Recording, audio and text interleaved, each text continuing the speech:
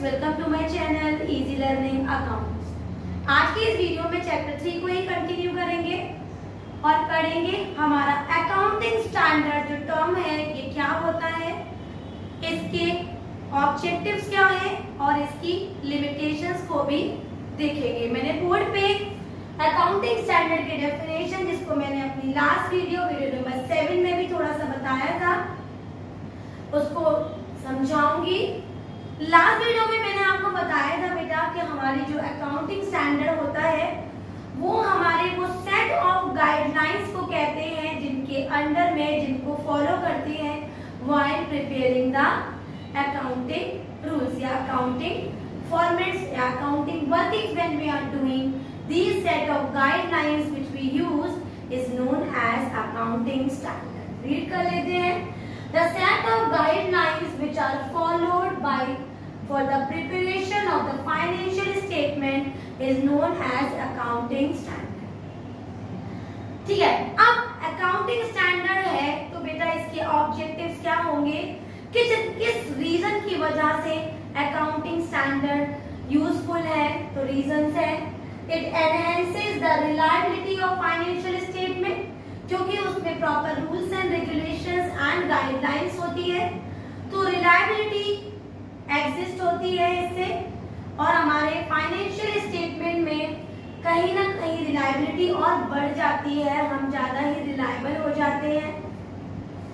Promote the better understanding of financial information को अगर systematic या फिर कोड ऑफ कंडक्ट या फिर रूल्स के अकॉर्डिंग पढ़े तो वो ज्यादा इंफॉर्मेटिव हो जाती है और वो बेटर अंडरस्टैंडिंग भी हमें प्रोवाइड करती है। The next is understand the significant accounting policies.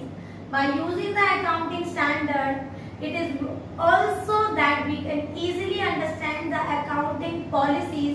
हम अपने अकाउंट की पॉलिसीज या कॉन्सेप्ट को भी इजीली समझ पाते हैं और अंडरस्टैंड कर सकते हैं। The next is ensure the uniformity in preparation of financial statement। Financial statement को भी अच्छे से यूनिफॉर्मिटी लेकर आता है। यूनिफॉर्मिटी माने एक जैसा। The information we are using, we are starting from the general or the first original books, then continued with the balance sheet. This uniformity in workings under the accountancy is coming only after using the proper accounting standard। कोई rules कोई guidelines अगर मैं proper तरीके से एक ही चीज को follow कर रही हूँ तो यूनिफॉर्मिटी आती है काम में और इससे सिस्टमैटिक और एफिशिएंट इफेक्टिव वर्क भी एकम्प्लिश होता है। ठीक है, अब अगर इसकी कुछ खासियत है या अच्छे ऑब्जेक्टिव्स हैं तो सम लिमिटेशंस भी होंगी। तो सम लिमिटेशंस मैंने लिखी हुई है। सबसे पहला है दे आर मैन मेड। देखो बेटा, अकाउंटिंग स्टैंडर्ड में जितने भी हमारे अकाउंटिंग स्टैंडर्ड्स होते हैं ये सब मैन मेड है, ह्यूमन मेड है, तो हर चीज का वेरिफिकेशन टेस्ट पॉसिबल नहीं होता। So not always pass the verification test. हर एक पॉलिसी, हर एक गाइडलाइन, हर एक रूल कोई प्रॉपर वेरिफिकेशन टेस्ट से पास नहीं होता, तो कहीं ना कहीं थोड़ा डिफॉल्ट हो जाता है।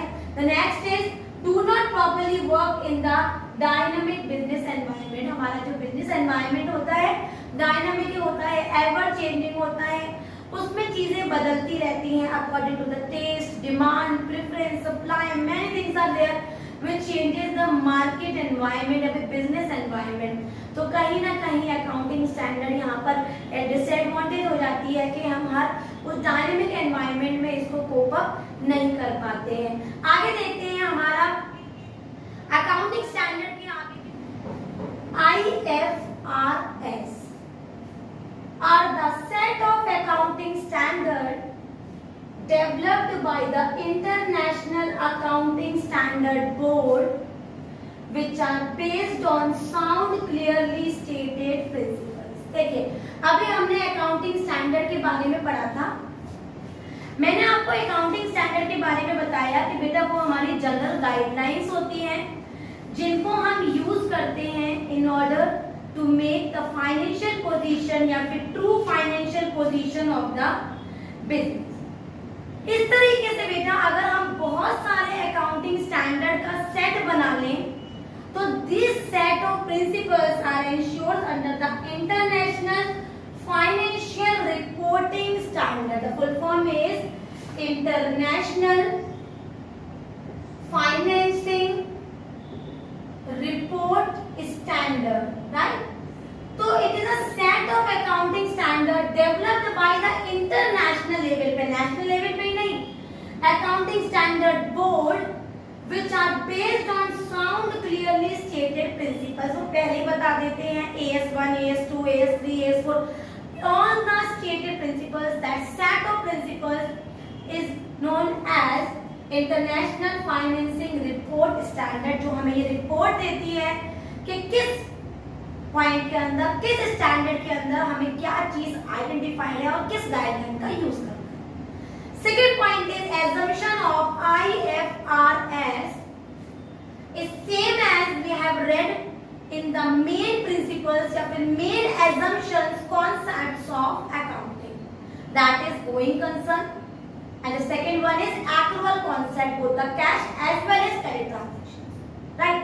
तो अगर आपको ये दोनों एजम्पशन नहीं समझ में आए हो तो आप मेरी last two last video number 6 देखें, वहां आपको मैंने ये कॉन्सेप्ट बता रखा है, एक्चुअल भी बताया है और दूसरा गोइंग कंसर्न भी एक्सप्लेन किया हुआ है. The next is IND-AS. इसकी फुल फॉर्म होती है बेटा, हमारी IND की फुल फॉर्म होती है Indian accounting standard. Indian accounting standard, Indian accounting standard. ये केवल कंपनी एक्ट 2013 की बात कर रहे हैं. Are the set of accounting standard under company act 2013 that coverage with IFRS, international reporting standard से कवरेज होता है, इसका लिंक होता है. And it is also based on sound clearly stated principles. बहुत ही इजी तरीके से, सिस्टमैटिक तरीके से AS1, AS2, AS3 इसमें भी आइडेंटिफाइड होता है, tackle and adjusting with the IFRS and its assumptions are also same as with given in the IFRS, that is going concern principle, and principles can also we can say, and concept and assumption also we can say. And the second is accrual assumption, that both the cash as well as credit transactions both are recorded. And in going concern, if a business starts, it is assumed that it will go and go on for the longer time, for the many years, for the uncountable years. So this is IFRS and Indian standard. ठीक है, Indian accounting standard is somehow similar, but in the Company Act 2013, in the Company Act 2013, it is read, but it is working under the international level, tackle with, cope with, and coverage with the IFRS only. हमारा chapter खत्म हुआ. इस chapter में हमने कई चीजें पढ़ी. सबसे पहले हमने पढ़ा बच्चों अकाउंटिंग कॉन्सेप्ट क्या है, इसके अंदर 3 कॉन्सेप्ट या फिर 3 assumptions पढ़े. फिर हमने 11 प्रिंसिपल्स पढ़े. आफ्टर कंप्लीटिंग द प्रिंसिपल्स हमने पढ़ा कि वो सेट ऑफ गाइडलाइंस, जिसको हम अकाउंटिंग स्टैंडर्ड कहते हैं, वो क्या होता है. IFRS वो सारे गाइडलाइंस को यूज करना, ठीक है, इंटरनेशनल लेवल पे, to make each and every standard to be clear and sound. और फिर हमने इंडियन अकाउंटिंग स्टैंडर्ड पढ़ा, which is read in the Company Act 2013 and coverage with the IFRS only, having the same assumptions as we are having in the accounting concept, like going concern and other is accrual assumptions. इस तरह से chapter finish हुआ. आपको chapter अच्छे से समझ में आया हो, पूरी एक एक बात आपको क्लियर हो गई हो, तो मेरी वीडियो को लाइक करें, शेयर करें और मेरे चैनल को सब्सक्राइब जरूर करें. थैंक